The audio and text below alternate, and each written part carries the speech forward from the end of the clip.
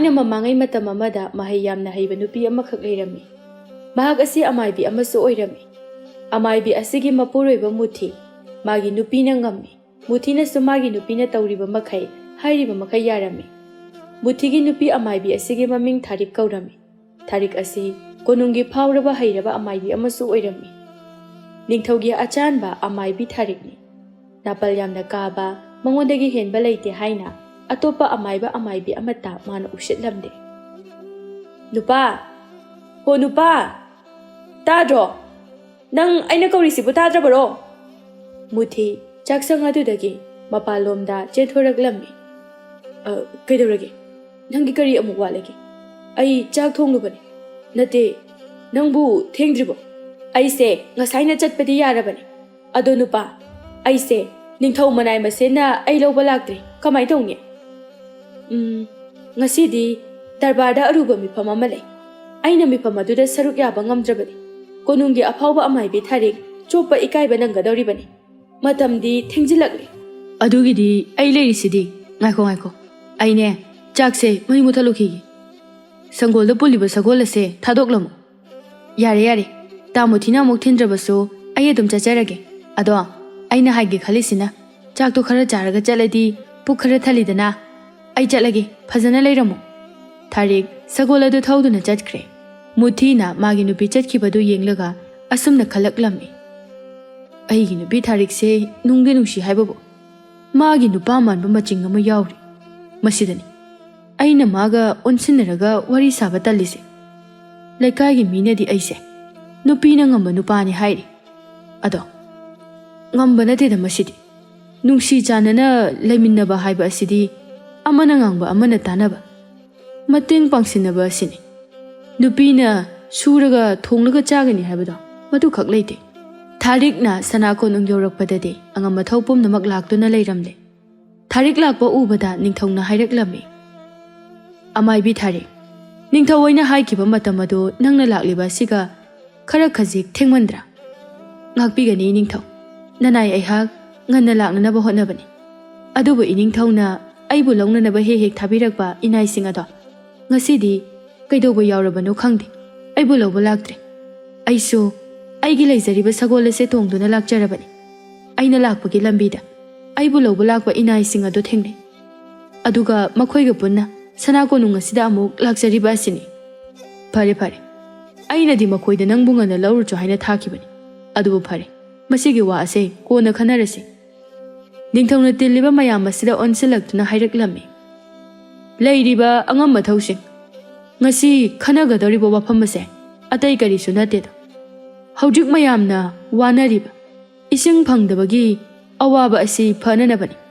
Yeng. Awang thangba turel asida cheliba ising ase. Aikhoina sizinaba yadre haina. Praja sing wanari. Ising asigi manungda karigumba mahububa posak amadi leiri. Mase aikhoi khangtoknaba tawsi. Angamba singi maraktagi amana hairaklammi. Turel asida ikang khangawdana hongdakliba ase. Aikhoi karigino khangdre. Chamamnaba pokli ningthaw. Turel asigi ising ase asuki matik phajaba tureldi. Adubu hanakti ising ase inai. Praja singna khangdraduna ising sokpa chatkiba sing ado ngasi phawba yumda amada halakidre. Masi kamdawna kamaina tawrakhibano mari makhong khangdre. Ima amaibi konungi leiriba sing asida amuktang khangnanaba yenghanbirabadi haina iningthawdo wakatjari. Ningthawna asumna amaibi Tharikta onsilaktuna hairaklammi. Amaibi Tharik nangi kari hainingbale thokliba ase nahakna yengdrabadi khangloi amuktang yengudo kari phattaba leibage haibado. Ase hairaga ningthawado manai amada onsilai. Kana lei ising asengba ama purau. Iningthaw taril masa amatanga yawhanbiro. Amaibi Tharik thokliba sing adu yengnanaba haiduna kanna sem sari. Mayam adusu Tharikna tawribadu munna yengi. Tharik makokta fi angauba koppe. Khongrai challaga phammi. Thokliba asigi matangda hairaklammi. Turel asida tamthiraba jiba khara leiri. Jiba ase taibang kananasu hat patan thokpa ngamloido. Leibak asigi ningthaw awa maisa langlani. Leiriba mayamda tumin amana amada yengnaduna leinari. Ningthongna amuktang kari upai leibage haina yengo haibadagi Tharikna yengbada khangdre. Tharikso aphawbi amaibini. Maso chamamnaba pokle.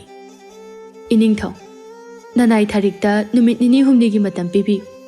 Ningthina amuktang aihak yengjakige. Numit tare ni ase. Nangna maramasi khangnanaba ningthina yeng. Amaibi Tharik. Nangina khada lairiba amaibi amaiba sing ase makoidasu yenghange. Tharikto tumina khalle. Aina fawba yengbada khangdraba asibu makoina yenglaga karamna khangani oiroi. Tharik aise aphawbi amaibi amani. Aphawbi amaibi aina yengbada khangdraba asibu moina kamaina khangdoino. Tharik mangondagi henba kanasu laitre haibagi matik napal yamna karammi. Khonjel thokna hairei. Iningthaugi apambani yenghanbiyu. Amaibi Tharik ki hek mathangda leiba amaibi sanaraibo ningthongna kauthoktuna yenghallammi. Amaibi sanare su araiba amaibi amadi natte. Masu Tharik ka changdamnabada pangnop nopa amaibi ama natte. Amaibi Tharik na kitang haithoi singthoi kiba mabuk kaya phattaba asina sanaraidagi henanaba hotnari hensu heli. Sanaraina yenglubu matungda hairaklammi. Iningthau turel makhada leiriba jiba ase atai kaisu natredo. Kari oire amaibi sanare. Iningthau jiba ase masa khaina nga mamainido aduga makok khaina miyoi bagi makok pali masina haibadi jiba ase nga oi miyoi tawbo jibani yamna sathiba jiba makti nate makhoida mahu puba karigumba masada khara yauri adudi nga oi miyoi tawbo asina aikhoi taibang miyoi ba asi chaba tare ko adudi kamdona kadai dagi lakhibano karamna tanthokani hatkadabra Angamba amana hairakpani. Amaibi Tharik sanaraida munna yenglai. Aina phau yengbada kari jibano khangdraba ase. Masigi amaibi sanare sina kamdongna khangliba. Onthongne kaikhreda. Ngakbigani iningthau. Nanai sanare na basimadi khangjadre. Angamba iningthau na amaibi Tharikda yengo haina matam thariba asiphawba ngaibiru. Mahakna loina khanglaga hairakpa ngaibiru. Ainasu khangnanaba hotnajage. Mantri amana Ima amaibi sanare Tharik lairiba asi ngawe miyoi tawba jibane hairi makoina taibang miyoi basing asibo hatuna chabane haiba asi yanari kamdongna kamaina hatkani haibadi khangdri aduba iningthau nanai mantri na hainingba amadi leiri hayu tasi turelgi ising ase loina manghankrase natraga leibak asida leiriba hairaba nga phaba miyoi mayam ama kauduna nga ase phahalase Mantri asigi wasi leiriba makhoi mayamna yaninglammi. Ningthongna leiriba manai kharada leibak asida leiriba nga phaba hairaba miyoi khai atopa leibaki mi phawbo yauna kauri. Ningthau purik laina asumna amuk hairei. Leiriba praja miyamsing karisu wabiraganu. Aigi leiriba konung manung asida pukri achauba amale. Ising ase praja singna turel asidagi ising sizinaba yadriba phawbadi. Aigi asidagi sizinaro. Ngasigidi darbar asi aswaida loisilasi. Asi hairaga ningthau hogotuna chatkre. Puriklai magi kada changlaktuna phamungda fammi. Matha sana ningthaugi loinabi Maharani naubi changlaktuna ningthaugi seba tauri. Kari tawba yaurage. Atuk yamna thawai nungaitana leirisibo. Aingonda haiba yaba wa oirabadi aibusu khanghanbiyu. Puriklai magi nupida yenglaga Nupi, nang sukhanglibani. Thokliba praja singi awabase. Yengoi, turelgi ising ase matek amakhakta natte. Atopa leibak kaya phawduna cheliba turelni. Aduga atopa leibak singdadi karisu tawda. Aigi leibak ase phawduna cheliba mafam ase khaktada mahu puba jiba ngawoi miyoi tawba amakhak leiri. Mana aikhoigi miyam sing ase hatuna chakre. Karamna kamdongna karaidagi lakhibano jibano haibado khangdre. Karamna tanthokini haibasu khangdre. Adudi ngawoi miyoi tawba jiba ado phaduna hatlaga loiredana. Madubu karamna yadoino. Ai ngaihakta pothagi nupi. Asi hairaga hipthai. Ningthauna ngaihak tumma matamda kuina ningsingludraba thaudok ama manglanda uraklami. Matam amada tatana takiba khonjel amana hairi. Aibu Karamna Maharani oihengani. Nakhoi taibang miyoibasingna aibu ubada hangoi tugo chakhigani. Aduga aidi nakhoi gumna leibasu yaroi. Madu pumnamagada aina yananaba singani. Ningthongni ai ningthongni. Aina haibada prajasingna yadaba yaruklabadi aina loina hatgani. Adudi wasakbiyo. Hayeng aibu maharani ohendrabadi lepak ase awaba taba oirasanu haina. Aduga iningthau aigi thajabasu manghanbiganu. Aina nangbu hek lepak miyamgi maharani ohenba ngamdraba. Ngasi aina turel asina sakhi oi. Aigi tungi punsida nungaiba phangda lekhiba oisanu. Puriklai wasak tarabada Erolnungda laiba nga nupi laisabi adu nokfet tawraga. Iningthau nangbu aigi oina phangjaba pokpagi mahai yale. Aihak numidang khak taibang miyoiba oi. Ayuk nungtheldi asumna nga mamai panduna lei. Hayeng ningthaugi pendaba haibado oiraklabadi aidi mangjari. Iningthau nahak atopa aina taba nupi thiroi hainasu wasakpiyu. Puriklai ningthau abhapata karisu khangda ngaihakya apam nungsigi wakhalda tungda kari thoklakani khangdaba makhai hairaklammi. Hoi aihak nang nataba atopa nupi amta thiroi. Nurei nahak taibang miyoiba amagumna leiru. Aisu nakhoigumna leiningi. Adubu aidi leiba yararoi. Numit kharanigi makhoi ani kainaramdai mikup adugi manglan adu amu uhalai. Puriklai matha sana magi kada leiri. Puriklai na atopa lebakta chobor sanabada thaningai leitraduna magi lepak asi atopa lepak asida thadoklammi.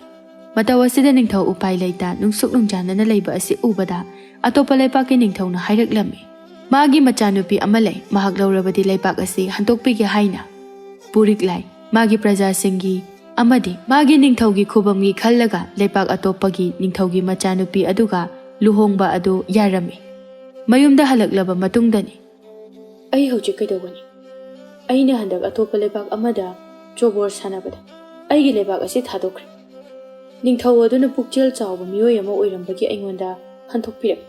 Aduga magi machanupiga luhongnabasu aihakna prajasingi amadi aigi lepak asigi khallaga yakre. Aduga aina nureida wasakhiba aduna kamdog. Mahakna wafam asi khanglaklabadi aibu mana soidana warokre.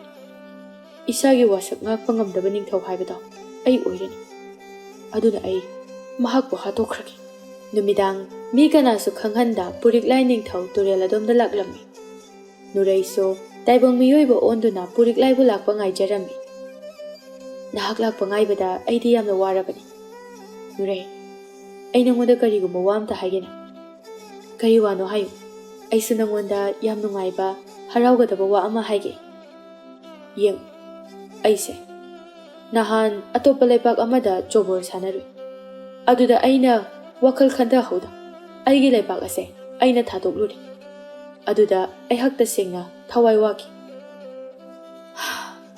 Aigi leiriba miyam singi khanduna atopa lebaki ningthawada pukchel chawbo oirambadagi aingonda amuk handokpirakni. Tarai tarai thabak ase hantoklakpa natte. Nure ningthau adugi machanupiga aiga luhongba yarabadi lepak ase hantokpa yadragana lawshinki. Aigi miyam singbu nungsi amadi aibu hek pukpiba ima ipana thambiramba aigi asengba lanni. Ai pumnamak khallaga Nurai nangbu nungsidabadi natte. Ai nangbu thamoi sengnadi nungsi. Aihak nangi wasak adu thugai. Ai luhonglagi atopa nupi amaga. Nurai Puriklai wahaido tabada sauraklammi. Adubo pukchel chawbi minungsi leibi Nuraini. Mahak ase achamba nga nupi sunatte lairembi amani. Puriklai na khangdabagi wani. Nurai pumnamak oidunasu mahaki wasak adu thugaikibagi sauduna asumna hairaklammi. Lepak amagi ningthau amana wasakhiba wabu tarai tarai khanba. He ningthau tajo nangdi aina ngasi haiba numit asidagi nangonda yelo. Adubu tajo khangjau he. Tamba nupa aihak ase achamba nga nate. Aihak kumlaba nga sing asigi lairemini. Aigi pibuk nungda ningthau nangi iyawkhrabani. Nangna aibu miraiba wasak thugaibagi nahak nongma natraga nongmadi soidana awafamda dagani. Nurai nahakna masimadi ngakpiyu. Aigi sabase nangna kokpiyu. Phare nangna wasak ani thokna sakhibani. Adubu aina amadi kokbirabani. Ai ngasidagi nanga amuk hana unakraroi. Nangna aibu chamara kauraklabasu. Ai kangphalda amuk hana kakalakraroi. Ase hairamlaga nga nupi ado Erolnungda lupthakirami. Puriklai nungaita ising aduna ngaihak munna yengi. Asum yengsilubada ising ado machu sumsum olaklami. Ningthau masado humanga napi karaklami. Iningthau, tabro, se, haugatpiro. Nasase humangak tangairi. Mangak narabro. Puriklai magi nupina masanomduna haudorakpadagi mamit pangthoraklami. Aduga tapna haugatuna sor sangna hontorai. Numit takrabra. Takre. Ngasai nungaina tumduna laikhiba sida haudokpa nungaitraduna haudoktraba. Iningthauna humang anapi kaba makhai manglaknabagumna tawrakpa asida aina haudokjarakpani. Puriklai magi nupi naubida munna yengduna hairai. Aikoi anigi icha chahi mari hairasu imita icha ugi phangdriko. Nahak tasengna aigi nakta laibadagi naraibak thiba haibadu oi. Mase aina phattaba mi oirubagini. Adumna haibiganu. Aidi nahakidama khalladuna lakhibani. Masida icha laiba laitaba ai thoina khandi. Ado iningthauna ifamda walotbagumna tawbase ai kaya pendi. Aingonda kari nungaitaba laiduna ifamda walotlibana. Chingnaba lairaba ifam asida amukta haibiyu.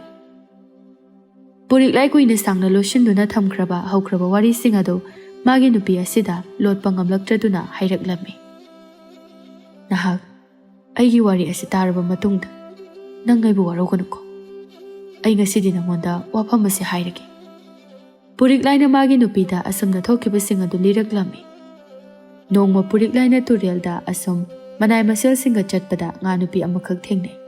Puriklaina kana uhanda mafam adu thadoktuna manai masen puduna konungda lai. Numidang athengma matam amada lona ngasai ukhiba nga nupi adubu khangnanaba thiraklammi. Puriklaina turelda lakpada Nureiga thengnarami. Nureiga Puriklaiga numit asidagi lona unaduna khangnaraklami. Nurei numidangi matam khaktada taibang miyoiba onduna Puriklaiga hehek unai.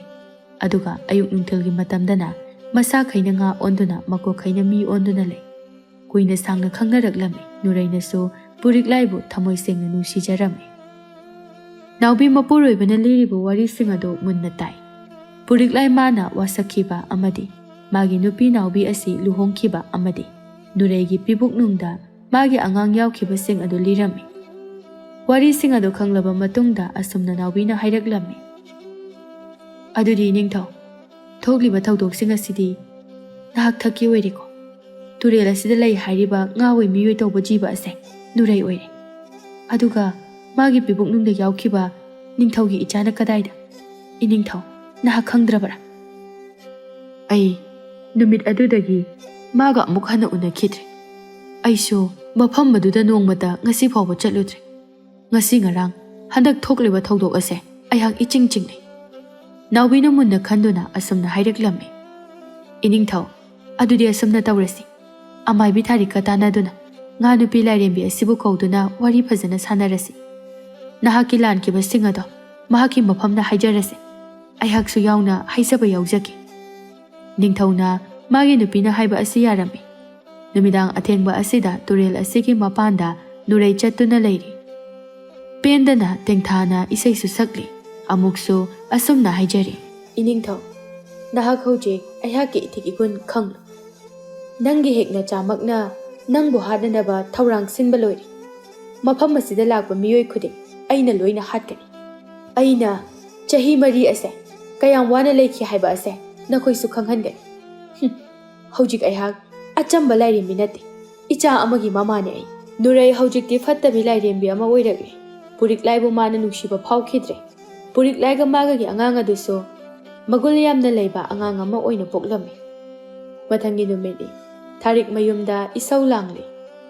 Hai nupa launi sasat karigino nangna injang asibu asuk hautana thongnisiba. Aishune haunanabadi phaniyam kana thongjabani. Ado kamai toinu khangde.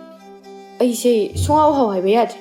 Adu nupi kari bu hainarage isingi wafamada. Hai langanu nupa ai nambaram pumba loina yenglabani khangle hojikti. ꯑꯩꯈꯣꯏ ꯂꯩꯕꯥꯛꯀꯤ ꯅꯤꯡꯊꯧ ꯄꯨꯔꯤꯛꯂꯥꯏꯁꯦ ꯁꯤꯕ ꯆꯪꯕ ꯇꯝꯕ ꯉꯝꯗ꯭ꯔꯤꯀꯣ. ꯏꯁ, ꯑꯗꯨꯗꯤ ꯀꯔꯤꯒꯤ? ꯑꯣꯟꯊꯣꯛꯅ ꯀꯤꯖꯈ꯭ꯔꯦꯗ. ꯊꯥꯔꯦꯛ ꯑꯔꯥꯏꯕꯤ ꯑꯃꯥꯏꯕꯤ ꯅꯠꯇꯕ ꯑꯣꯏꯕꯅ ꯃꯥꯅ ꯑꯃꯨꯛꯇꯪ ꯅꯤꯡꯊꯤꯅ ꯌꯦꯡꯈꯤꯕ ꯃꯇꯝꯗ ꯄꯨꯝꯅꯃꯛ ꯊꯣꯛꯈꯤꯕꯁꯤꯡ ꯑꯗꯨ ꯈꯪꯂꯝꯃꯤ. ꯃꯥꯅ ꯗꯔꯕꯥꯔꯗ ꯈꯪꯗ꯭ꯔꯤ ꯍꯥꯏꯈꯤꯕ ꯑꯗꯨ ꯅꯤꯡꯊꯤꯅ ꯌꯦꯡꯈꯤꯗꯕꯒꯤꯅꯤ. ꯊꯥꯔꯤꯛꯅ ꯃꯥꯒꯤ ꯅꯨꯄꯥ ꯃꯨꯊꯤꯗ ꯂꯣꯏꯅ ꯇꯝꯂꯝꯃꯤ, ꯈꯪꯍꯜꯂꯝꯃꯤ. ꯍꯩ ꯅꯨꯄꯥ, ꯅꯪꯅꯦ ꯃꯤꯉꯣꯟꯗ ꯍꯥꯏꯕ ꯇꯝꯕꯗꯤ ꯌꯥꯔꯣꯏꯀꯣ. ꯑꯗꯣ ꯌꯦꯡꯉꯣꯏ, ꯑꯩ ꯉꯁꯤ ꯀꯣꯅꯨꯡꯗ ꯆꯠꯂꯔꯣꯏ. ꯍꯌꯦꯡ ꯑꯣꯏꯅ ꯆꯠꯂꯒꯦ. ꯍꯛꯆꯥꯡꯁꯦ ꯊꯤꯟꯗꯣꯛꯄꯅ. ꯅꯨꯄꯥ, ꯅꯪ ꯈꯔ ꯍꯛꯆꯥꯡ ꯅꯝꯃꯨꯂꯣ. ꯆꯥꯛ ꯆꯥꯕ ꯂꯣꯏꯔꯦ. ꯅꯪꯁꯨ ꯉꯁꯤꯗꯤ ꯈꯔ ꯂꯣꯏꯁꯤꯜꯂꯨ. ꯑꯩ ꯋꯥꯔꯦꯕ. ꯐꯤꯕꯨ ꯁꯨꯒꯗ꯭ꯔꯥ, ꯆꯥꯛꯄꯨ ꯊꯣꯡꯒꯗ꯭ꯔꯥ, ꯀꯣꯟꯕꯨ ꯐꯦꯡꯒꯗ꯭ꯔꯥ, ꯋꯥꯏꯕꯨ ꯇꯩꯒꯗ꯭ꯔꯥ. ꯅꯪꯒꯤ ꯄꯥꯈꯣꯟ ꯁꯤꯕꯁꯨ ꯑꯁ ꯑꯩ ꯀꯣꯛ ꯆꯥꯏꯔꯦꯗ. ꯅꯨꯄꯥ ꯑꯃ ꯑꯣꯏꯕꯒꯤ ꯑꯩꯁꯦ ꯃꯒꯨꯟ ꯀꯩꯝꯇ ꯌꯥꯎꯗ꯭ꯔꯦ. ꯅꯨꯄꯤ ꯅꯪꯁꯨ ꯋꯥꯈꯜ ꯈꯖꯤꯛꯇꯤ ꯇꯥꯔꯣ. ꯌꯦꯡꯉꯨ, ꯂꯩꯀꯥꯏꯒꯤ ꯃꯤꯈꯩꯅ ꯑꯩꯁꯦ ꯅꯨꯄꯤꯅ ꯉꯝꯕ ꯅꯨꯄꯥꯅꯦꯅ ꯑꯃꯨꯛ ꯇꯣꯏꯕ. ꯑꯩꯒꯤꯗꯤ ꯐꯔꯦ. ꯃꯥꯒꯤ ꯑꯃꯥꯏꯕꯤ ꯍꯥꯏꯕꯤ ꯊꯥꯔꯤꯛ ꯑꯁꯦ ꯃꯥꯒꯤ ꯅꯨꯄꯥ ꯑꯁꯦ ꯄꯨꯔꯥ ꯃꯣꯔꯥ ꯑꯣꯜꯍꯜꯂꯦꯅ. ꯑꯩꯉꯣꯟꯗ ꯉꯥꯡꯕꯗꯨꯗꯤ ꯉꯥꯡꯖꯁꯅꯨꯕ. ꯏꯕꯦꯝꯃꯗ ꯉꯥꯡꯕꯗꯤ ꯅꯨꯡꯉꯥꯏꯖꯗꯦꯗꯅ. ꯃꯤꯒꯤ ꯋꯥ ꯇꯥꯒꯦ ꯍꯥꯏꯕ꯭ꯔꯣ, ꯑꯩꯒꯤ ꯋꯥ ꯇꯥꯒꯦ ꯍꯥꯏꯕ꯭ꯔꯣ ꯅꯨꯄꯥ? ꯅꯅꯦ ꯉꯥꯡꯅꯅꯤꯡꯕ ꯃꯈꯩ ꯉꯥꯡꯅꯖꯁꯅꯨ. ꯇꯨꯃꯤꯟꯅ ꯂꯩ. ꯊꯥꯔꯤꯛꯅ ꯃꯨꯊꯤꯕꯨ ꯃꯍꯩ ꯇꯧꯗꯨꯅ ꯐꯥꯗꯨꯅ ꯂꯩꯁꯤꯟꯈꯤꯕꯅꯤ. ꯊꯥꯔꯤꯛ ꯑꯁꯤ ꯑꯔꯥꯏꯕꯤ ꯅꯨꯄꯤ ꯑꯃ ꯅꯠꯇꯦ, ꯃꯌꯨꯝ ꯄꯥꯟꯕ ꯈꯪꯗꯕꯤꯅꯤ.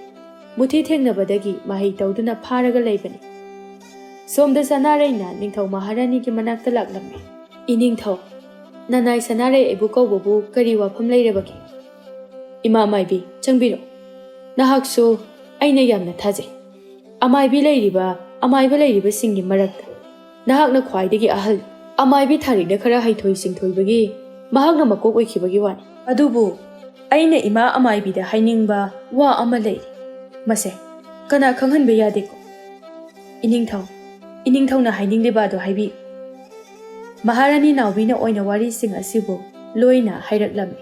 ꯁꯅꯥꯔꯩ ꯄꯨꯝꯅꯃꯛ ꯈꯪꯂꯕ ꯃꯇꯨꯡꯗ ꯈꯣꯡꯒꯥꯏ ꯆꯜꯂꯒ ꯉꯥ ꯅꯨꯄꯤ ꯅꯨꯔꯩꯒꯤ ꯃꯑꯣꯡ ꯃꯇꯧ ꯍꯧꯖꯤꯛ ꯍꯧꯖꯤꯛ ꯑꯣꯏꯔꯤꯕꯁꯤꯡ ꯑꯗꯨ ꯌꯦꯡꯂꯛꯏ. ꯁꯅꯥꯔꯩꯅ ꯌꯦꯡꯂꯛꯄ ꯃꯇꯝꯗꯁꯨ ꯈꯪꯕ ꯉꯝꯂꯦ. ꯃꯍꯥꯛꯁꯨ ꯅꯤꯡꯊꯧꯗ ꯑꯣꯟꯁꯤꯜꯂꯛꯇꯨꯅ ꯍꯥꯏꯔꯛꯂꯝꯃꯤ. ꯏꯅꯤꯡꯊꯧ, ꯋꯥꯐꯝ ꯑꯃꯇꯪ ꯆꯤꯡꯅꯕ ꯂꯩꯇꯅ ꯍꯥꯏꯌꯨ. ꯀꯔꯤ ꯋꯥ? ꯏꯅꯤꯡꯊꯧꯒꯤ ꯏꯆꯥꯅ ꯏꯅꯤꯡꯊꯧꯕꯨ ꯍꯥꯠꯅꯅꯕ ꯊꯧꯔꯥꯡ ꯇꯧꯈ꯭ꯔꯦ. ꯀꯔꯤ ꯍꯥꯏꯕ? ꯑꯩꯒꯤ ꯏꯆꯥꯅ? ꯑꯩꯒꯤ ꯏꯆꯥ ꯍꯥꯏꯕꯗꯤ ꯅꯨꯔꯩꯒꯤ ꯃꯆꯥ? ꯄꯨꯔꯤꯛꯂꯥꯏꯅ ꯃꯥꯒꯤ ꯃꯆꯥ ꯄꯜꯂꯛꯄ ꯑꯁꯤꯗ ꯌꯥꯝꯅ ꯍꯔꯥꯎꯖꯔꯝꯃꯤ. ꯎꯁꯨ ꯎꯅꯤꯡꯕ ꯐꯥꯎꯖꯔꯝꯃꯤ. ꯃꯆꯥꯅ ꯃꯥꯕꯨ ꯍꯥꯠꯀꯦꯁꯨ ꯍꯥꯠꯆꯈ꯭ꯔꯁꯅꯨ ꯈꯟꯗꯨꯅ ꯎꯅꯕ ꯆꯠꯂꯒꯦ ꯍꯥꯏꯅ ꯈꯜꯂꯝꯃꯤ. ꯅꯥꯎꯕꯤꯁꯨ ꯑꯉꯥꯡ ꯑꯁꯤꯕꯨ ꯎꯅꯤꯡꯕ ꯃꯍꯥꯛꯁꯨ ꯐꯥꯎꯔꯝꯃꯤ. ꯃꯈꯣꯏ ꯋꯥ ꯈꯟꯅꯕ ꯌꯥꯕ ꯈꯟꯅꯔꯕ ꯃꯇꯨꯡꯗ ꯑꯃꯥꯏꯕꯤ ꯊꯥꯔꯤꯛꯀ ꯂꯣꯏꯅꯗꯨꯅ ꯇꯨꯔꯦꯜ ꯑꯁꯤꯗ ꯃꯈꯣꯏ ꯆꯠꯂꯁꯤ ꯍꯥꯏꯅ ꯈꯟꯅꯔꯦ. ꯑꯍꯤꯡ ꯑꯁꯤꯗ ꯑꯃꯥꯏꯕꯤ ꯊꯥꯔꯤꯛꯄꯨ ꯀꯧꯕ ꯊꯥꯔꯛꯂꯝꯃꯤ ꯃꯅꯥꯏ ꯃꯁꯦꯜ ꯈꯔꯅ. ꯅꯨꯃꯤꯗꯥꯡꯒꯤ ꯃꯇꯝ ꯑꯣꯏꯕꯅ ꯃꯄꯨꯔꯣꯏꯕ ꯃꯨꯊꯤꯁꯨ ꯌꯥꯎꯅ ꯅꯤꯡꯊꯧꯒꯤ ꯀꯣꯅꯨꯡꯗ ꯂꯥꯛꯂꯝꯃꯤ. ꯀꯣꯅꯨꯡ ꯌꯧꯔꯕꯗ ꯃꯈꯣꯏ ꯅꯤꯡꯊꯧ ꯃꯅꯥꯛ ꯇꯝꯅ ꯂꯥꯛꯂꯝꯃꯤ. ꯅꯤꯡꯊꯧꯒꯤ ꯑꯔꯣꯟꯕ ꯀꯥ ꯂꯩꯔꯤꯕ ꯑꯗꯨꯗ ꯃꯈꯣꯏ ꯄꯨꯟꯅ ꯂꯩꯔꯤ. ꯑꯉꯝꯕ ꯃꯈꯣꯏ 2-3ꯁꯨ ꯌꯥꯎꯔꯝꯃꯤ. ꯑꯃꯥꯏꯕꯤ ꯊꯥꯔꯤꯛ ꯂꯥꯛꯄ ꯎꯕꯗ ꯍꯥꯏꯔꯛꯂꯝꯃꯤ. ꯅꯍꯥꯛ ꯂꯥꯛꯂꯕ꯭ꯔꯥ ꯑꯃꯥꯏꯕꯤ ꯊꯥꯔꯤꯛ? ꯊꯣꯛꯂꯤꯕ ꯑꯁꯦ ꯅꯪꯅ ꯃꯨꯟꯅ ꯌꯦꯡꯂꯕꯗꯤ ꯅꯍꯥꯛꯁꯨ ꯈꯪꯒꯅꯤ. ꯑꯃꯥꯏꯕꯤ ꯁꯅꯥꯔꯩꯗꯒꯤ ꯅꯪꯅ ꯀꯔꯤꯁꯨ ꯇꯥꯗꯕꯅꯤ. ꯑꯩꯈꯣꯏ ꯑꯃꯥꯏꯕꯤ ꯁꯅꯥꯔꯩꯅ ꯍꯥꯏꯕꯗꯒꯤ ꯄꯨꯝꯅꯃꯛ ꯈꯪꯂꯦ. ꯑꯉꯝꯕ ꯑꯃꯅ ꯍꯥꯏꯔꯛꯄꯅꯤ. ꯊꯥꯔꯤꯛꯅ ꯅꯣꯛꯃꯤ. ꯑꯩꯅ ꯌꯦꯡꯖꯕ ꯃꯇꯝꯗꯁꯨ ꯈꯪꯂꯦ. ꯏꯅꯤꯡꯊꯧꯅ ꯍꯧꯖꯤꯛ ꯄꯥꯝꯂꯤꯕ ꯑꯁꯤ ꯀꯔꯤꯅꯣ? ꯐꯔꯕꯁꯨ ꯐꯠꯇ꯭ꯔꯕꯁꯨ ꯑꯩꯒꯤ ꯏꯆꯥ ꯑꯗꯨꯒꯤ ꯃꯁꯛꯇꯤ ꯌꯦꯡꯅꯤ. ꯏꯅꯤꯡꯊꯧꯅ ꯆꯠꯄ ꯃꯇꯝꯗ ꯈꯨꯗꯣꯡ ꯊꯤꯅꯤꯡꯉꯥꯏ ꯑꯣꯏꯒꯅꯤ ꯈꯟꯖꯩ. ꯑꯃꯥꯏꯕꯤ ꯁꯅꯥꯔꯩꯒ ꯑꯩꯒ ꯑꯉꯝꯕ ꯈꯔꯒ ꯆꯠꯂꯒ ꯊꯣꯛꯂꯤꯕ ꯑꯁꯦ ꯐꯅꯅꯕ ꯑꯩꯈꯣꯏꯅ ꯁꯤꯜꯂꯒꯦ. ꯏꯅꯤꯡꯊꯧ, ꯀꯣꯅꯨꯡ ꯑꯁꯤꯗ ꯇꯦꯛꯇ ꯀꯥꯏꯗ ꯂꯩꯕꯤꯔꯝꯃꯨ. ꯈꯨꯗꯣꯡꯊꯤꯕ ꯊꯣꯛꯇꯅꯕ. ꯄꯨꯔꯤꯛꯂꯥꯏꯅ ꯊꯥꯔꯤꯛ, ꯀꯩꯁꯨ ꯇꯧꯔꯣꯏꯗ. ꯑꯩꯒꯤ ꯏꯆꯥꯒꯤ ꯃꯁꯛ ꯑꯃꯨꯛꯇ ꯎꯗ꯭ꯔꯤ. ꯏꯆꯥꯒꯤ ꯃꯁꯛ ꯑꯃꯨꯛꯇꯪ ꯎꯕ ꯐꯪꯂꯕꯗꯤ ꯑꯩ ꯁꯤꯔꯕꯁꯨ ꯌꯥꯔꯦ. ꯅꯥꯎꯕꯤꯅ ꯑꯩꯁꯨ ꯑꯩꯒꯤ ꯏꯃꯤꯠꯇ ꯏꯆꯥ ꯎꯕ ꯐꯪꯂꯔꯣꯏ ꯍꯥꯏꯕ ꯈꯪꯂꯦ. ꯑꯉꯥꯡ ꯑꯗꯣ ꯑꯩꯒꯤꯁꯨ ꯏꯆꯥꯅꯤ. ꯑꯩꯁꯨ ꯃꯥꯕꯨ ꯑꯃꯨꯛꯇꯪ ꯌꯦꯡꯖꯒꯦ. ꯃꯍꯥꯔꯥꯅꯤ ꯑꯃꯗꯤ ꯅꯤꯡꯊꯧꯅ ꯍꯥꯏꯔꯕꯗ ꯀꯅꯥꯅꯁꯨ ꯌꯥꯔꯣꯏ ꯍꯥꯏꯕ ꯉꯝꯗ ꯃꯈꯣꯏ ꯈꯔ ꯇꯨꯔꯦꯜ ꯑꯁꯤ ꯇꯝꯅ ꯂꯥꯛꯂꯝꯃꯤ. ꯁꯣꯝꯗ ꯇꯨꯔꯦꯜ ꯃꯅꯨꯡꯗꯅꯤ. ꯅꯨꯔꯩ ꯃꯆꯥꯗ ꯌꯦꯡꯂꯒ ꯑꯁꯨꯝꯅ ꯍꯥꯏꯔꯛꯂꯝꯃꯤ. ꯏꯃꯥꯒꯤ ꯃꯅꯤ, ꯅꯍꯥꯛꯅ ꯏꯃꯥꯒꯤ ꯅꯤꯡꯉꯝꯗ꯭ꯔꯕ ꯄꯦꯟꯗꯕ ꯊꯃꯣꯏꯒꯤ ꯃꯩꯆꯥꯛ ꯑꯁꯦ ꯅꯪꯅ ꯏꯪꯍꯜꯂꯨꯀꯣ. ꯑꯉꯥꯡ ꯑꯗꯨ ꯉꯥ ꯅꯨꯄꯤ ꯂꯥꯏꯔꯦꯝꯕꯤꯒꯤ ꯃꯆꯥ ꯑꯣꯏꯕꯅ ꯄꯤꯛꯂꯕꯁꯨ ꯄꯤꯛꯅ ꯋꯥ ꯉꯥꯡꯕ ꯉꯝꯂꯝꯃꯤ. ꯏꯁꯤꯡ ꯃꯅꯨꯡꯗ ꯁꯣꯔ ꯍꯣꯟꯕꯁꯨ ꯉꯝꯃꯤ. Aduga angang asidi nga mamay palamde miyoybagi makhong palami. Ima, nachana imagi laman singani. Adubu aigi apokpa ipabusu aingonda masak tao. Nacha ipagi masak yamna khangni. Nurayna mapagi masak pudi taktre asumna mama macha leiringai matamdani. Somda taibang miyoyba sing lakle. Nuray su khangi kangphalda miyoy khara lakle haiba. Nuray machada asumna hairae. Imagi mani yengoy nahak mafam asida lengdana lay. Ima ichana chana naba taibang miyoyba lakle. Pharaga haloge. Ima ichana chana naba. Asi hairamnaga chetke. Macha oiriba sina khallinga sidi. Imana karigi. Taibang miyoyba sing asibo hatuna charisi. Aidi amukta taibang miyoyba sing asigi masak su uji. Imana yi chana naba purakliba asidi masak amta yaude. Mana masak yaude hairibasi Nurayna makok ado puraktabagini. Mana purakdriba ase makoiga phibam manabagi wahang hanglakani khanduna puraktabani. Nuray ising manungdagi phawalapa ubada amaibi sanare amadi tharikana akanba laiwa tawraga nga asibu pharami. Nuray ase achamba nga nupi nate mabu phaba asida manakta natragaso labna manay masal kharadi lay. Miyoyba manba nga sing ase makoigi lairembi nga ase phakibada makoy mayam ado asawba sakpamga loinana changsalai. Mado lainamak amaibi ani asina loina phajili. Angam athawsing aduso tawriba mataw asida ngakna yengnaduna layri. Makoydi asigomba jiba ase amukta udribani. Ningthaw purik lai Nurayda yenglaga mapi ira chena hairai. Nahakna aingonda sauduna warauduna tawraklibane haiba ai khangi. Adubu yeng iralgi dandidi ai itomta phangbada sunata aigi lairiba miyamsing ase awa chaitheng phangli. Nuray nahak asigomba phataba ase tawga. Aigi miyam lairiba sing asigi khalo. Aigi khandrabasu ising asida phatchang mahu kaya ama thadariba ase nangna amukta manghankro. Nang kanano haiba ai khangdi. Aidi nangbo hat. Aigi ichana nangbo hatba aduni. Aina pambadi. Nangbo halaba matungda. Aina ising asida mahu puba kaya ase loina manghankigani. He ningthaw nangdi nasa khaki khanba mi. Hojiksu nasa khaki khalo. Nuray nangna haiba pumba ai yai. Aibu hat. Adubu aigi ichado ai hak amukta yengjagi. Kanagi icha. Aigi ichani. Nakhoi taibong miyoybagi macha nate. Thado. Aibu nakhoina phahaliba se thado. Nakhoi amata aina lemna tharoi. Ningthaw purik laina khumjingaida tharikna hairai. He ngawoibi nupi nahak achamba jiba nate. Nanggumba mayam amagi lairembi makok. Karigi adugumlaba phattaba wakhal chen. Nahak taibong miyoyba mak natragasu taibong miyoybagi phibam yeng. Nangna taibong miyoyba singda awaba mayam amata hal. Nangna masida yadrabadi. Nangi nanay sing amata oina hatpa haurani aina. Nuray tharikta mamaya do laina yenglaga sauna hairai. He amaibi nahakna adugumna tawraga nangi punsida kari oirakani haiba nahak khangbra. Aibu thado. Tharik napal kaba napal na yomlaba amaibi ama oibanina themba naubugi wangangba haite aduna khara sauna haireklami. He nga nupi nang asi amaibi tharik agi igun khangera. Nahak kanano haiba ai muna khang. Nangbu aina mikup asida manghanba ngami. Aibu nangna manghanba ngami haiba ai khangi. Aduga masimadi nahakna khangdri. Napal na yomlaba he amaibi tharik. Nangna aibu hatlabasu yeng. Lairiba turelgi ising asida cheliba mahu puba kaya ase taibang asida da natana lai phawna manghanba ngamla. Masidi Nuray aina khak ngamgani haiba ase nahak khangdri. Sanarayna tharikta hairai. Amaibi thari nahak tomina lay. Mahak ase them nauduna haidrabadi yarar.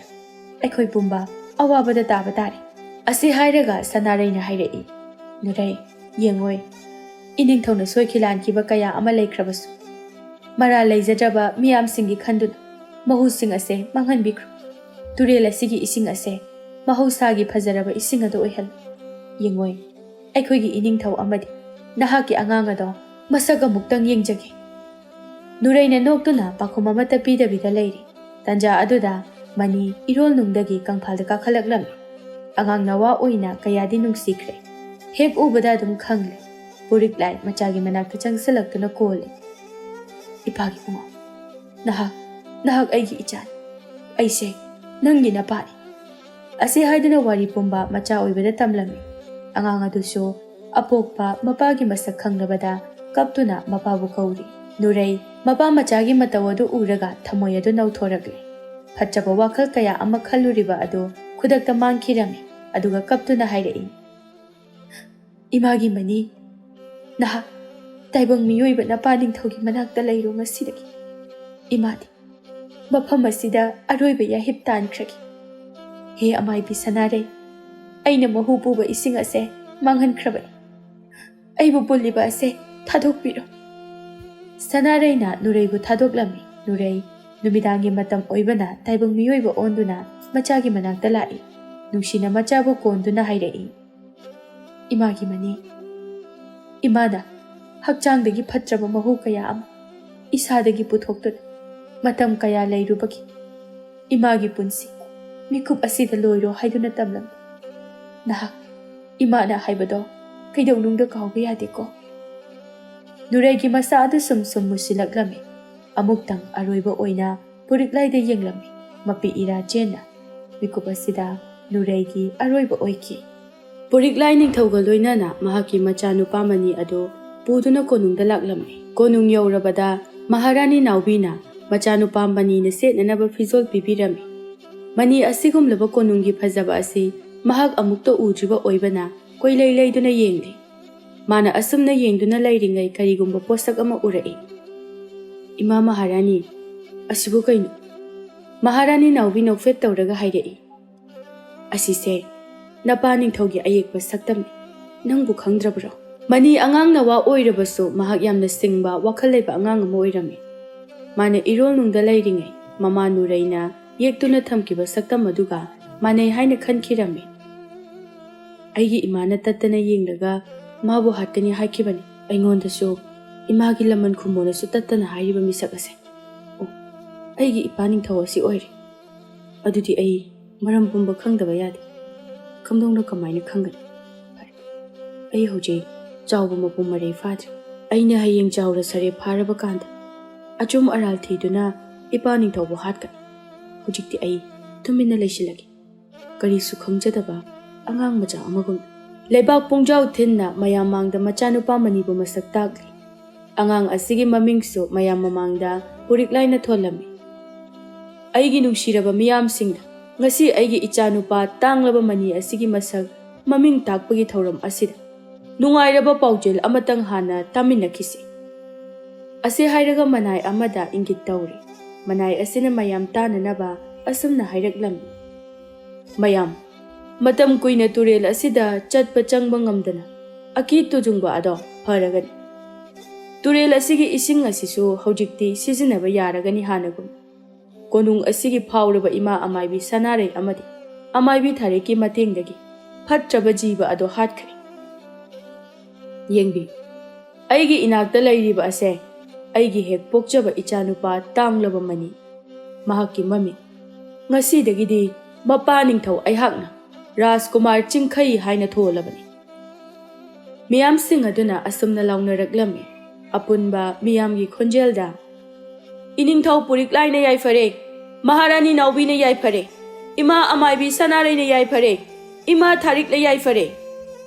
Matam kharadi makhoi pumba harau nungaina leipak asi ingna chikna palami. Matam kharagi matungdani hujikti Chingkhai chawba mapung phare. Mahakna nongma turel asida laklami. Numidang athengma matamda Chingkhai turel asomda laklami. Aina angang oiringai matamda mafam asidaniko sanakiba imaga aiga. Ima ai imagi laman soidana kumlakhigani. Chingkhaina asomna lairingai Erolnungdagi sakhenbi nga nupi nuja kaubi nupi aduna kauraklami. Mani Chingkhai kuina sangna tarudraba mamana nungsina kauramba mingni mani. Ngasi nauhongnana kanana sumangonda mani haina kumlakhidrabani. Ngasidi mani haina Erolnungdagi kaurakli. Changsinduna hangi nupi aduda Nahakanan kanagi majana. Mani nang aibu khangdrabaro ai nujani nangna angang oiringi aikhoi ani Erolnung asida sanakiba Nangi imaga aigi imaga hainakiba wado nang khangdrabaro ningsingdrabaro mani. Manina nupi aduda munna yenglaga nuja nahak nuja natra ai nangbu ningsinglakle nuja hojikti nang ai changduna imagi laman singminarase nangi ima amadi aigi imagi apam nang ai luhongba ado ai su yai hojik nang angang su oidri ado nuja ai nangwanda wamta haige hayo kari wano nahak taibang miyoiba onba yaroidra mani aidi yaroi aidi nangumna taibang miyoibagi I yaudi aduga nangi imadawna aigi imadi sakti leite mani aigi ngama maise asumna sumoiraga leini nangumna taibang miyoiba onbadi khongkhut palo haibadi yaroi mani achamba miyoi natte mahak sakti yamna pairami maramasina makhutta karigumba wahai khara hairaga lik macha ama thokhallammi lik adu nujagi mangaksamda sibirami nuja lik adu sibadagi makhong palaklami isingdagi kakhalaktuna lepi punsigi ahanba oina laimaida makhong adu netpani chatpadi haitre tapna makhong ani thangba aduda tuge thobada mani na ngakpiri mani ai chatpa haite kamaina khong ani palainu sibo mani nangse tasengna laini ko ayam haraw ai sunga sidagi nangumna chatpa ngamlani ngamani sidagidi aigi nakta lakpasu yarami ngaiko mani aise sumaina khong ani se sum phalaga leiradra aigi hanagi ngama maido kaida leikrage lei mangdi nuja likse logtho hanagumna dum leini likse hek sizinbagane amuk asumna leini aya adudi ainangi yumgi nakta pubiyu se aina khoina konung hainaribado amta yengeba phamasida ising sokpa lakpa miyoi singna yam phajai maphamado haina hainai aduga maharani su keraga lai hai ningthauso manai masel singna ngak senduna nungaina lai hai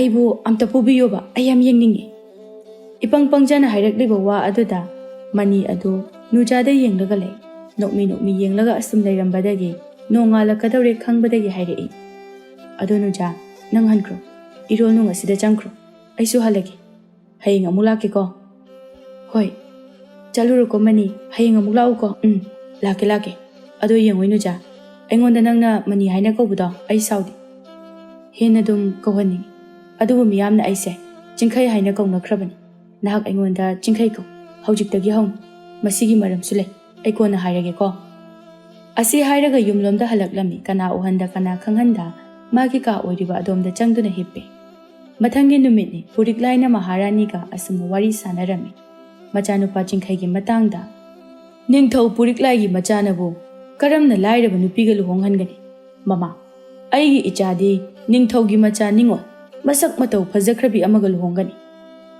aidi khangjade ko haiphet magi khangna chanaba leibra hankisi madu nangna hang aina tattana khanba wakhal ama lei masina karigumba chumlakpa thoklabadi ai icha ase masigi konung asida leiba yararoi karigino maramdi tangna phangjaba icha ase karigi konungda leheloidoino Puriklai mabukta phattaba wakhal khalaklammi chingkhai ase nuregi machani nuraina Puriklai da haikiba amadi amaibi sanareina haikiba singado ahaloi salaklaba matam asida ningsingdaklammi Puriklai wakhal leitana leiba ngamde maramdi nurai makhoi anigi machanupana mahakpo hatkani haiba asina mahak chingkhai ase macha oirabaso nungshiba phauraklamde mahakki loinabi Maharani naubina chingkhaibu machada macha oina luna chana tawjaba nungsijaba asinaso Puriklaina chingkhaibu konung asidagi tanthokpa ngamde magisu machani masigisu mathakta mahakka kuina sangna leminaraklaba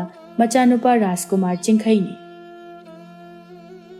horel numidangi thauram asida nachanupaga thangnaba leibaki ningthaugi machanupiga masak khangna hangadabani mama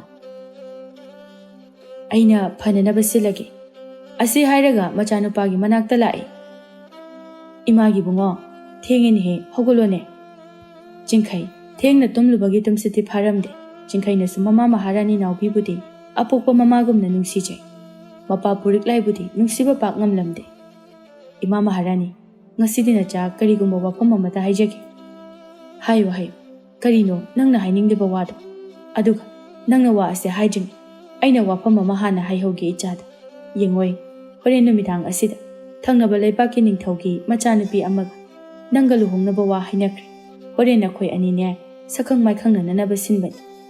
Miyoi kaya ama tingadabani, wakhal tauko. Jingkai mama Maharani na hairakliba wa asida mahakna haige tauramba wafamadu haiba ngamlamde. Maharani naubi asi, jingkai na mama makni khanjaba. Mama na haiba pumbada yarage khanna hairei. Ima Maharani, ayak ima na haiba yajaki. Adubu, nacha aiga pisak piklingaidagi nungsinajaba kanagumbi amale. Mahak ase, aina di aiga luhongni haina wasukuri. Aigi ima nureiga, makoigi imagasu haina duna laikrabani. Ima Maharani, nachagi waba ase, kharadi khangbiyu. Maharani naubidu mathasana lai. Machana hairiba ase, yaninglammi. Aduga amaromda mapuribu puriklagi wafam adubusu khanba yaba khallaba matungda hairei nungsina machada yengduna. Yengoi, mahaksu hayeng laknanaba nangna haiko. Aiga maga sakhangna halu. Ichagidi ima leirisidi yeng. Ado hayeng lakadauriba Rajkumariga nahak sakhangnadabadi yadeko. Nakhoi anigi thauramni hayeng ase. Napa ningthaugidi aina yananaba sillage. Ase hairamlaga thoki. Jingkai mama thokraba matungda khalli. Ai hoji nujagi manakta chattaba yade. Jingkai nujagi manakta laklammi. Turela du mana yorakpa matamdadi miyoi khara lang thaktuna leirami. Ngai hakti tuminna marum mamada leisilaga leiri miyoi singa do chatkiba ngairi. Haima maru yengotu. Ngawai miyoi tauba ase aigi langda thore. Atopa leiriba sing aduna jangsilaklaga is masidi kai ining thauda pau pirurage. Mase konungda puraga ningthina yenghalurasi. Ngase masak sing asidi aikhoiga chapmane. Makhong ase khaktani. Mana nga mamai palisi. Masak su phase. Aigi nupidu moirasira khangdeda. Hera marup nangsu. Lao mayam. Mase aikhoi mayamna konungda purasi. Makhoi mayamna tauribadu laptakna jingkhaina uri. Magi chanabi nuja ado miyamna phakre. Asomdana nuja so mangonda tauriba singa do karinu khangzadre. Mag ising manungda sanaduna leijarambani. Mana leiriba mafam asida lang asi thakchalakpani. Tawfam khangda leiringai mabu thangduna mayamna puba hokre. Jingkai silona matung inarai. Phari. Soidana ningthongno konungda thamge hairakani. Masida phari. Ai karisu haida kana uhanda konungda chalaki. Makhoi lakpa ngairuraki. Makhoi mayamna udringaida lonna konung tamna laklami. Nga nupi adu mayamna puduna lakli. Thongsangba sing aduna ningthauda hanglaga changhalaklami. Kadai. Nakhoi na purakle hairiba nga nupi adu aigi mangda pusilu. Haujiksu makhoi gumba asi turela sida lairiba oine. Phai, khangani. Ningthau puriklaina nga nupi aduda yenglaga hairei. Ngasidagidi nahak aigi asida lairu. Nang amana turela laiba ase mamangda thokiba nurai gumna nahaksu amuk tawrakani. Phattaba jiba ngaktani nakhoi. Hai, kana lai nga nupi asi phajilu. Jingkhaina lona puriklaida mamit khana yeklai. Ningthau manai masel kharana nujabu phaduna thamlami. Makhoi pumba loina chatkre. Nuja haujiktada matomta lairaba matam asida khalaklami. Aina konung manung asida lairiba ase tasengna mak chumlabra. Thokliba se karin. Manina kadaida lairijan. Ai mana pirakpulika se sijilaga. Makhoi gumna lairasira. Aigi khong ase uraga amuk wahang mayam ama hanglaadi kamdong. Nujana asamna lairingaida jingkai janglaklammi. Nuja jingkai ubada harauna. Jingkai ai mafam asida adum lairadoira. Aingonda thoklibasibu karino. Langano nuja. Nang horen athengba matambu warasu wana ngai. Aina nangbu aikhoi gumna lainanaba silakani. Aduga aina nangonda haigadaba amana. Nuja nang wakhal taw. Horengi matam asida aina nangbu mafam asidagi thadokani. Ado nang chalo. Ningthau manai amana ukhrabadi nangbu lana ukhrani. Jingkhaina nujada ngasi pangthokadoriba thoram asigi maramda loina hairami. Aduga mama nureiga mapa ningthau puriklaigagi maramdasu. Nuja mahak afaba ningthau nate. Aina mabu hatkani. Ima nureigi laman aina singani. Nuja ai chalaki. Nang phajana layuko. Hoi. Jingkai thokibaga. O. Aina angang oiringaida thokiba. Erolnungi thaudok ado. Ningthau puriklaina pumnamak thokhanba oi. Ima nureina laikidaba asi mahakna oireko. Adudi ai hauji soidana laman khumgani. Chingkhaigi mateng aina soidana pangani. Numidang wairam oisilaklammi atopa leipak kayagi ningthau Maharani amadi macha Rajkumari kaya laktuna leirare. Chingkhai magi kada leiri mingsel mamangda leptuna. Ima ai imabu ngasigi numit asida yamna ningsinglai. Aigi ipa phatraba asibu aina soidana hatkani. Mahakna nujabu su phazili. Maharani laktuna machabu kaurai. Nangbu loijibaro lao lao. Makhoi mayam amanane nangbu ngaiduna leiri. Lagi ma. Chingkhai lona nujagi manakta laktuna phazaraba fizol ama pirami. Ai kamaina tholakadoino. Chingkhai ningthaugi manai masensu asida leiri. Aina thokibada makhoina ukhiroida. Adugidi aina lona thamba lambi ama semlabani. Se nangi liktu sizala. Nujalik adu season baga Chingkhai gumna mahakso makhongani palami. Phazaraba fizol adu su sechillami. Nujadu ta sengna heloi gumna phazarami. Chingkhai di nujagi phazaraba masak ase ubada ngahakti mitkuptana yengjai. Nujasu Chingkhai da momon nokna yenglai. Makhoi ani ngahak michane. Chingkhai na nujabu aronba lambi adomda puraklami. Nujana fazanduna thamliba mafam aduda Chingkhai na mitang tauraga nga nupi atopa ma thamjilami. Nuja nahak mafam asida lehorana pulap changkhrase aiga. Nate ai hankragi. Yaroi nang aina haikiba wari singado nahak karimta khangraba. Se aiga punna chakhrase. Nang yaudrabadi ai su changdar. Ima Maharani na su waraukrani. Ai mahak pudi nungshi. Nujadu Chingkhai ki nungaitaba se ubada hairaklammi. Phare adudi chatlasi lao. Horen ningthauna aibu ubada khangdi khangdoi ko. Khangloi daba mongda aina nangbu phazaraba nupi amagi masakta onthoklagi. Aigi mahai asi sizinaraga. Tauranu Chingkhai changlase. Chingkhai ga nujaga tunga manga changlaklammi. Chingkhai changlakpa ubada ningthau Maharani adu momon nokjai. Aduga tungda inarakliba ningthirabi nuja asida amuk yenglai. Mama, kananu ni nupi macha asiba? Aina haiba. Nacha nupaga khangnai haiba nupi macha ado soidana oiramgani. Onthokna phajakreda nupi macha asidi. Hai, phajaba khaktana yar. Aidi ningthaugi I asengmani. Icha ase ningthaugi macha nupi amaga luhongba pa. Lakliba ase micha mama mali. Chingkhai ga nujaga mama mapagi manakta changsilai. Chingkhai ne nujabu masak taglai. Maharani naubidi nujabu tasengna mama oiba pamlami. Puriklai na di pamlamde. Nangi mingdo nuja haiba natro onthokna nungsikre. Nangi nasak ase onthokna su phajakre. Ado nangbu kanagi macha masunu. Karamba leibaki ningthaugi macha nupinu. Nuja Chingkhai de yenglai aduga tapna hairai. Aidi nga Chingkhai na fathatlaga hairai. Ima Maharani mahaki mama mapa laitre makhura na yopani. Atopa leibaki ningthaugi macha nupi Rajkumari ni. Aina khangdaba ningthau leiti. Karamba ningthau? Chingkhai atopa leiba ama hekta haijinge haina hekta ubaga tunglomdagi ngasaidagi taduna leiriba macha yauzadaba atopa leibaki ningthau Maharani aduna hairakpani. Aigi chanupini. Nujaga Chingkhai ga yengne puriklai so harauna mahaki chanaba marup oiramba aduda wari watai sane. Maharani naubina Chingkhai gi makhut pairaga atopa nupi adugi manakta purai. Rajkumari laichil yengoi mahagasi aigi ichanupa Chingkhai ni. Nakhoi ani wari watai ngahak sano. Imagi bungo mahagasi ni. Aikhoina nangidamak hainariba nupi macha ado. Asi hairamlaga chatki. Nujagi manak tamna Chingkhai laichil le yenglaga. Wapam amta haigi. Hai. Aigi nungsinaba kanagumbi amale. Nahak wakhal hena khanbikino. Maramdi luhongbase yade haiba natra. Phari aisu kaisu hairoi. Chingkhai aihaki su khangnaba lei. Ima ipagi yathangna ai mafam asida lakibani. Miyam khangjingai nangna haidokpirakpa simok harauba leite. Nahaki chanabi mahaki mamingbu kari kaubage. Nuja asi hairamlaga Chingkhai adu thoklagi. Laichil Chingkhai de yenglaga. Asi haiba natana aigidi karisu pai leite. Aihaksu kanagumba misak ama leikre. Nujaga atopa leibaki Maharani gana mabu machani haikiba aduga wari sanari. Leibak laina. Nakhoi anina manung changdringaida sanakiba. Aronba wari singado. Aihakna loina tahori. Nahak ase kanano haiba phawba khangli. Aikhoisu. Imitta icha uge phangdre. Nahaknabu yabirabadi. Aikhoiga loinana chakrasi. Nangbu icha sakna yokjagi.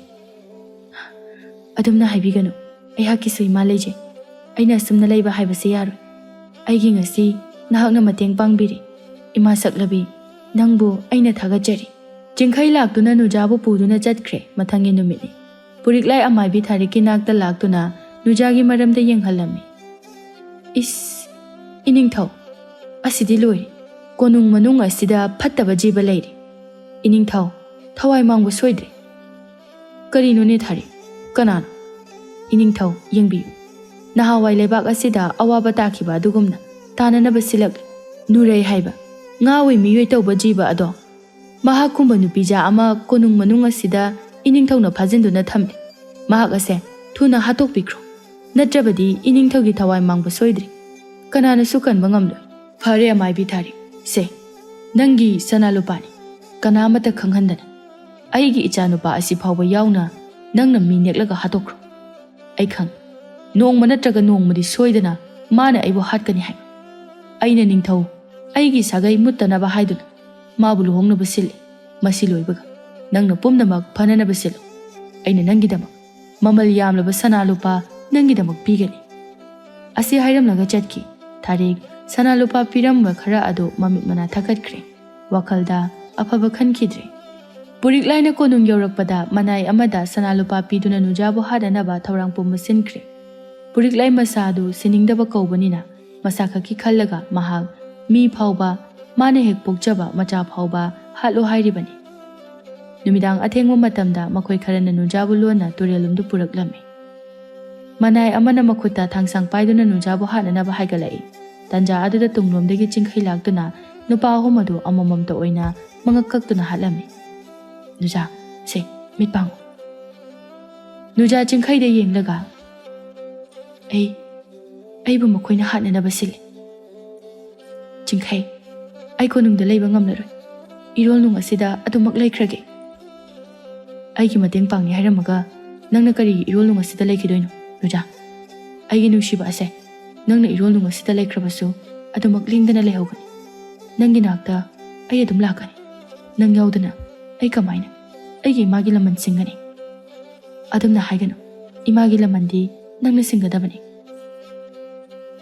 Jingkhai ga nujaga samna lairingai puriklai manai masal singalai Jingkhai ga nujaga isingda chongthaduna loli nujaga jingkhai ga makhoi gi leifamda lai mama nureina hana lairamba mafam asida jingkhai laktuna yengli mamitagi mapi tana tanja aduda tunglomdagi nujagi mama laijana kawraklami mani naga mu mafam asida labo ima nachalai imaga nangi imaga laitaba asida Imadi onthoknu wari yengoi ngasi haiba numit asidagi nanga aigi icha asiga luhom laijana makhoi gi nga nubi mamanabi kaya ama kauduna khudakta Erolnung asida nuja amadi chingkhai ga luhonglami chingkhaina nujabu Erolnung asida thamlamduna maha konung tamna laklami mama Maharani naubida amata chithadana tamlami naubi pumna makhanglabada mapuroibabu warauраklami somda amaibi tharikna chingkhai hatnana basilaklami mahai tawduna jingkhaibu manak tamna kauri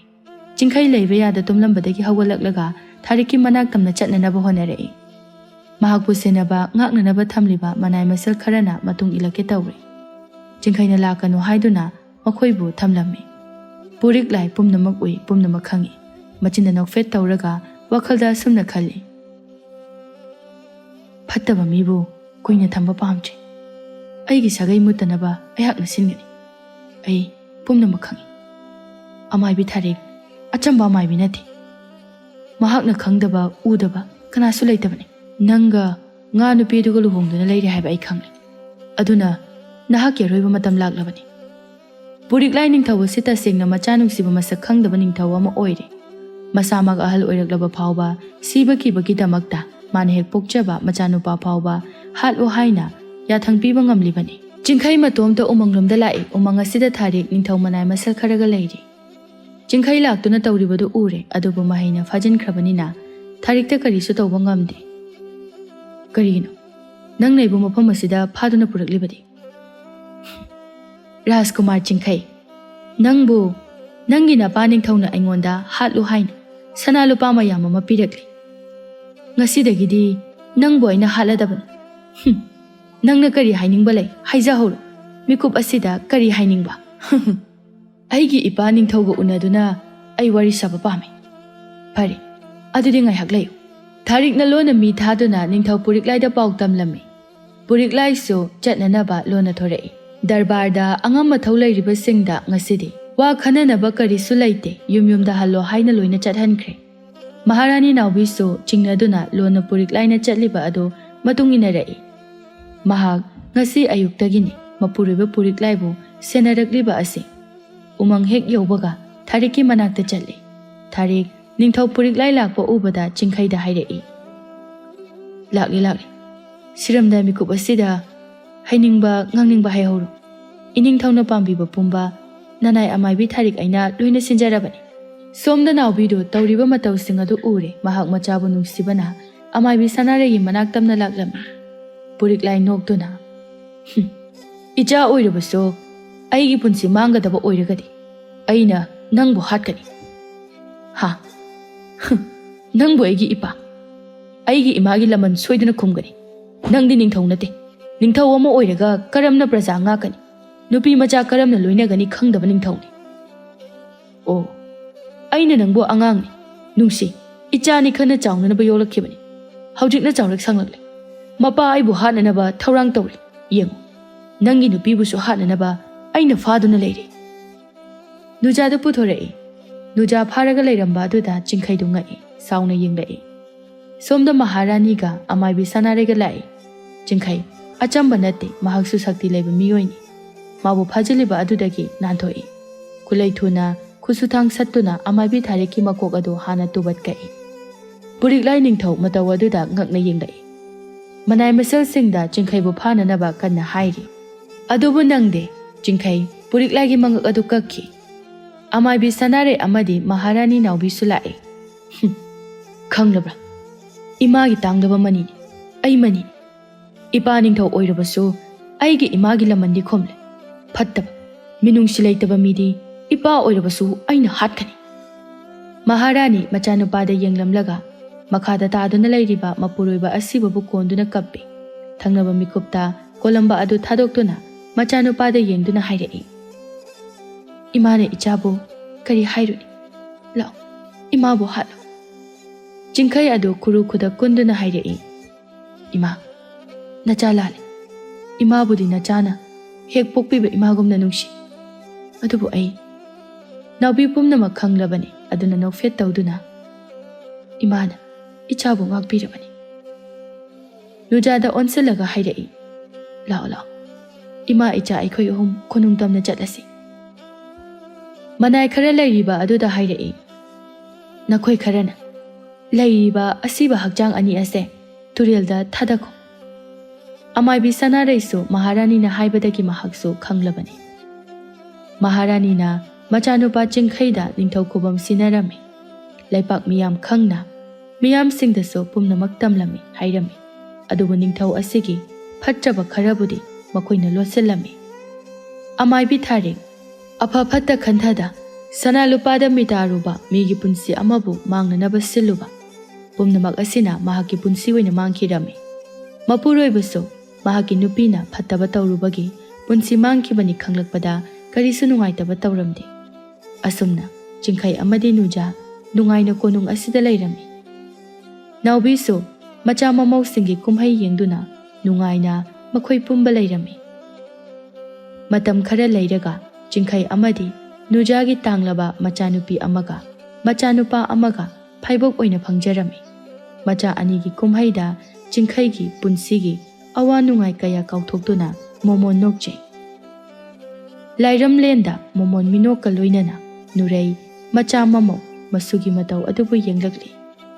Machana mahaki laman singlakpa mikup aduda mama oibi mahaki thamoi adu apenba oirami. Lairamlen asida puriklai mahaki phatraba wakhalsing adu amade mahakna tawjaruba phattabasing adugi mahai oina mahaki thawai adu wana phatrabasing adugi leifamda laiki. Amaibi sanare ꯀꯣꯅꯨꯡꯒꯤ ꯑꯃꯥꯏꯕꯤꯁꯤꯡꯒꯤ ꯃꯀꯣꯛ ꯑꯣꯏꯅ ꯅꯨꯡꯉꯥꯏꯅ ꯋꯥꯠꯇ ꯄꯥꯗꯅ ꯍꯔꯥꯎ ꯇꯌꯥꯝꯅ ꯅꯨꯡꯉꯥꯏꯅ ꯂꯩꯈꯤꯔꯝꯃꯤ꯫ ꯊꯥꯔꯤꯛꯇꯤ ꯋꯥꯈꯜ ꯊꯦꯟꯕꯤꯅꯤ꯫ ꯉꯥꯏꯍꯥꯛꯀꯤ ꯑꯔꯪ ꯑꯔꯥꯛꯇ ꯉꯥꯎꯔꯨꯕ ꯃꯤꯀꯥꯔꯨꯕ ꯑꯁꯤꯅ ꯃꯍꯥꯛꯀꯤ ꯄꯨꯟꯁꯤ ꯑꯁꯤ ꯂꯣꯝꯈꯤꯔꯝꯃꯤ꯫ ꯑꯁꯨꯝꯅ ꯃꯈꯣꯏ ꯄꯨꯝꯕ ꯅꯨꯡꯉꯥꯏ ꯌꯥꯏꯐꯅ ꯑꯋꯥꯠ ꯑꯄꯥ ꯑꯃꯠꯇ ꯂꯩꯇꯅ ꯄꯨꯟꯁꯤ ꯑꯗꯨ ꯅꯨꯡꯉꯥꯏꯅ ꯂꯩꯈꯤꯔꯝꯃꯤ꯫